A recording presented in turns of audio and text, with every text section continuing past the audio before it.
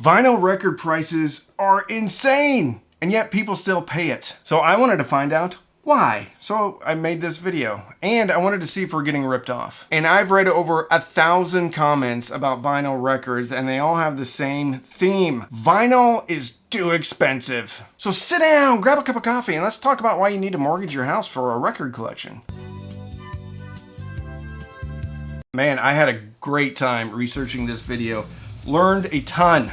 A lot of surprises. A lot of you probably know some of this information, but I guarantee you not everybody knows all this information. But I also wanted to make a video to see if you even should be collecting vinyl records or trying to set up a system, because it's very complicated, but we're going to talk about how to do it properly and on a budget. We shall start with some statistics. If you're my age or older, you probably know that vinyl was ubiquitous, and the 70s were really the golden era of vinyl. 1978 was the pinnacle of record production. 530 million records were sold in 1978.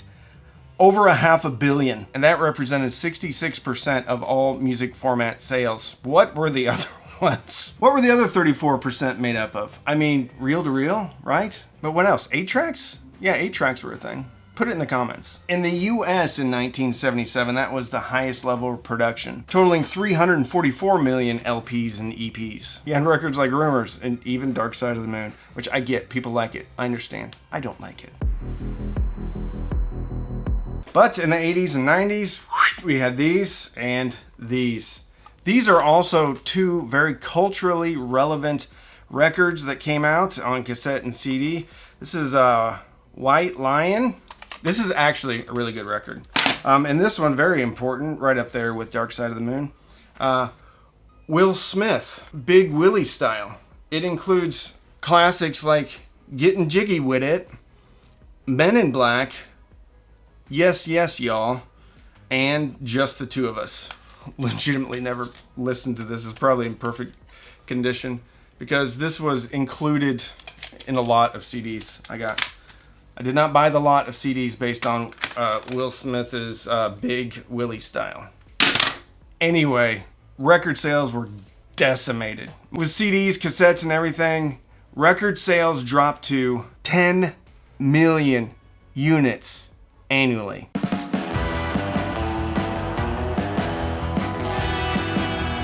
However, 2006 marked the beginning of the rise, the vinyl phoenix rising from the ashes, and sales started to increase year over year. 2008, there's a little thing called Record Store Day, and that led to a 147% increase in vinyl sales year over year. If anybody knows who started Record Store Day, please put it in the comments, because that's cool. By 2013, record sales reached 6.1 million units, and by 2014, they had grown to 9.2 million units, reflecting a 52% year-over-year increase. And in 2022, that number grew to 41.3 million records. 2022 was the first year that vinyl sales, there we go, surpassed CD sales, except for Will Smith's Big Willie Style.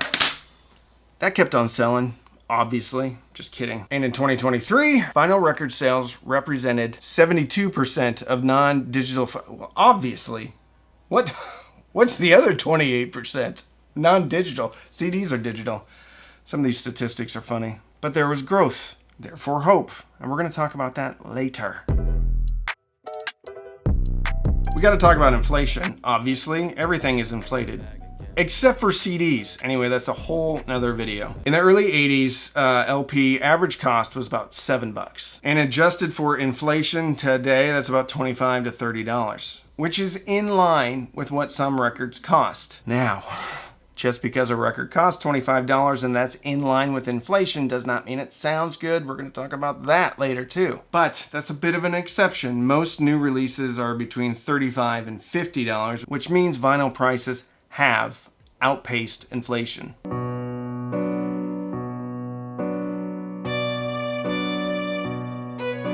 Huge reason for why vinyl prices are expensive is pressing plants. There just aren't nearly as many of them as there were in the heyday. In the 80s, there were over 100 pressing plants just in the US. By the early 2000s, there were less than 20 globally. There's new plants opening up all the time, which is cool. And the biggest plant in Nashville, Tennessee still operates, and it has been operating for almost 100 years. But it's just like film photography. How many of those 1-hour photos have you seen lately where you drop off your film?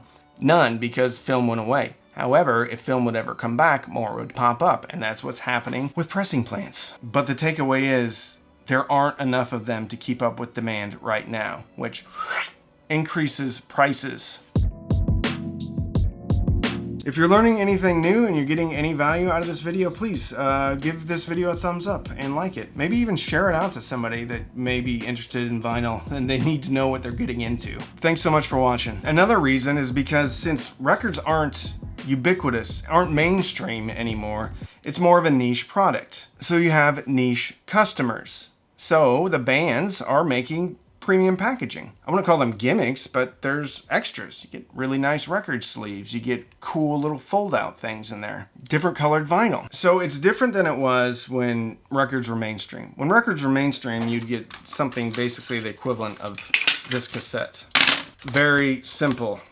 A commodity. So while records were a commodity in the 70s and 80s, they're now not a commodity. It's very specialized with a very specialized clientele. And that clientele is interested in premium packaging. They are interested in colored vinyl. Because even though music sales were always a discretionary purchase, it's more specialized now than ever, which drives up the costs.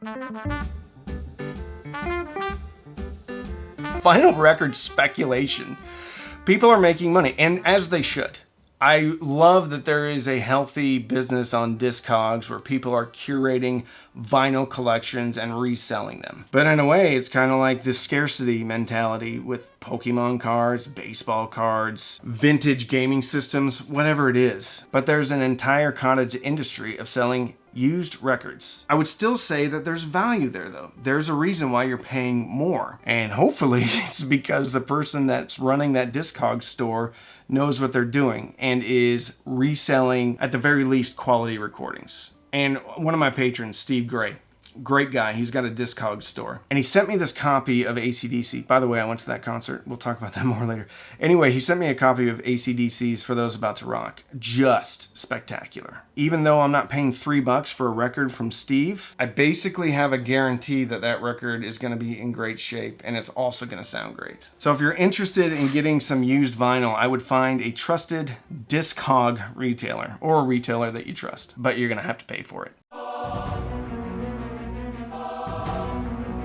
So if we're going to talk about why vinyl is so expensive, we have to talk about the resurgence of vinyl. And all that's taken place in the last 20 years, 2005. There were indie bands like White Stripes, even though I don't think White Stripes is an indie band, but in 2005, bands like White Stripes, Arcade Fire, which I've never heard of, which I need to check out, really started the ramp up of vinyl production because of hipsters. I almost said hippies, because of hipsters. But for the first time in my life, I'm appreciating a hipster. So if you see someone with a man bun or a beanie when it's 90 degrees outside, beard, cuffed limited edition denim, go give them a hug and say, thank you, hipster, for bringing back vinyl. But we do owe the White Stripes, Jack White specifically, a debt of gratitude.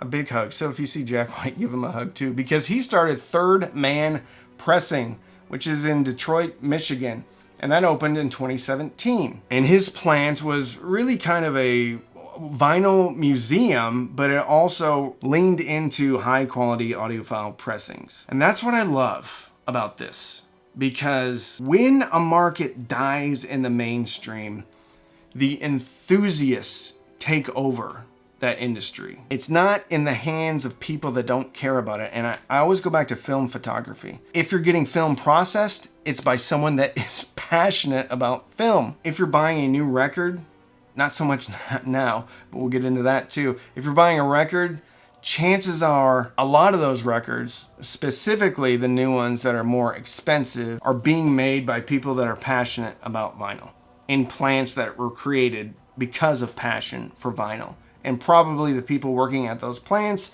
are also passionate about vinyl. Another place called Gotta Groove Records out of Cleveland, Ohio. Apparently, a lot of the vinyl resurgence is happening in the Rust Belt. They're known for artisan level vinyl, I don't know what that means, and colored vinyl. Quality record pressings. That's out of Salina, Kansas, of all places. Anyway, that opened in 2011, and they're known for legendary high-end reissues. And this was the biggest surprise of all. Furnace Record Pressings. They're out of Alexandria, Virginia. They expanded in 2023, and guess who bought them? Metallica bought Furnace Record Pressings. I gotta learn more about that. So with all these new plants, it did bring back some capacity, but that capacity was really concentrating on quality. And it was way different than the 70s. And it was way different because they knew that records are no longer a commodity now. So this is something I always knew about, but never really researched a ton. This is AC/DC, For Those About to Rock. This is from 1981, Atlantic Recording Corporation. It's also a promo record, which I think this may have been a radio station copy. Unauthorized transfer or sale is prohibited. Well, I don't think the record police are going to come after me. Anyway, the best recording I've ever heard on vinyl, as far as spatial stuff. I don't know. Some of the Metallica stuff that's been released recently has been really, really good too. Compared to AC/DC Back in Black, which I got just recently, there's no contest. This is really bad, but it don't sound good. So I wanted to know why. Why certain records, also this one, Rush Icon, which is exclusively available at Walmart. Now, before anybody gets in the comments and says all records from Walmart sound like garbage, that's not true. I've gotten a lot of Walmart exclusives that have sounded awesome, but this one, Rush Icon, is not one of them. But I wanted to know why certain records sounded great while other ones sounded like garbage. That's a bit of a nuanced and complicated question to answer, but some of it goes back to how the record is manufactured. I'm going to quickly go through how records are made. First is the mastering. It's specifically EQ'd and compressed for vinyl. Different process than digital. And then you have lacquer cutting, which a lathe cuts the grooves in the master lacquer stamper thing. And then that lacquer is electroplated to make a mold of the grooves. And then that's the... Then they put it in the vinyl. I'm just going to keep making that sound. And a record is pressed into existence. Then they trim off the excess, slap a sticker on it, and send it to Target or Walmart. However, if you overuse that stamper, it's got a finite life. And the stuff that's later on in the process is not as good as the first. Most stampers are rated for between 500 and 1,000 pressings. But after that, the grooves start to degrade. You get all sorts of issues. Surface noise crackles. It's not as good as the first one, right? And the stampers aren't free. So if it's a lower cost record, that probably means those stampers are being overused or being used beyond what they should be used. Think about a copy of a copy of a copy of a copy. So if you want a really good pressing, well, it's going to be a shorter run, which means the cost is going to go up. Lacquers, plating, stamping, obviously all cost money. And to throw a big old rusty monkey wrench into the vinyl stew, there's only 2 lacquer manufacturers in the world. And in 2020, there was a big fire at one of them, Apollo Masters. So there was a lacquer shortage, which pushed production back and raised prices even more.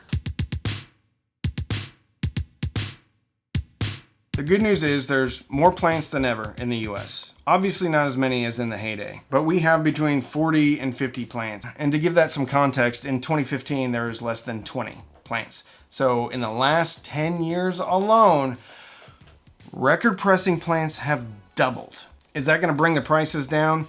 Highly doubtful, because again, this is a cottage industry, a passion-driven industry. It's not an industry for the mainstream anymore.